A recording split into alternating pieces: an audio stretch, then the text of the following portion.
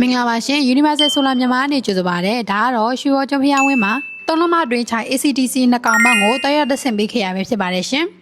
ဆိုလာကတော့ဒီစင်မှာဆိုရင်ညီမတို့ GA635 ဝက်ဆိုလာကို9ချက်နဲ့ဆင်ပေးခဲ့ရပဲဖြစ်ပါတယ်ရှင်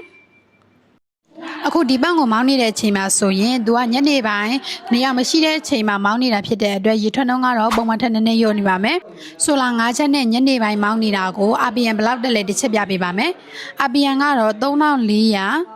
3500ဝန်းကျင်ထိတက်ပါတယ်ရှင်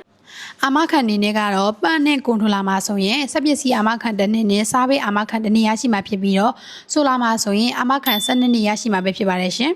နောက်ပြီးတော့ပြင်အောင်မဲ့ဆိုင်သမားတွေလိုက်လက်တဲ့စင်မီနေတဲ့ installer သမားတွေအတွက် exhaust ဆိုလာရေပန့်တွေကိုအများကြီးနဲ့ရရှိနိုင်မှာပဲဖြစ်ပါတယ်ရှင်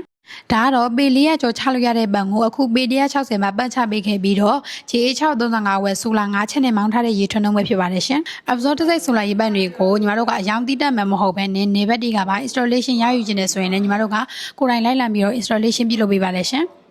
တကယ်လို့ဒီ Absorb ဆိုလာရေပန်တွေကိုတက်ဆင့်အသုံးပြုခြင်းနဲ့ဝယ်ယူခြင်းနဲ့ဆိုရင်တော့မန္တလေးမြို့36ဒီ5859လမ်းကြားမှာရှိတဲ့ Universal Solar မြန်မာကိုလူကိုယ်တိုင်လာရောက်ဆောင်ရွက်တဲ့လို့ TikTok ချက်ပါပြမစင်ညာပိုင်ပါနယ်ဘက်ဖြစ်တဲ့3995909996ရှင်းနံပါတ်တက်ဆင်လေအသေးစိတ်ဆက်သွယ်မြန်ပြီးတော့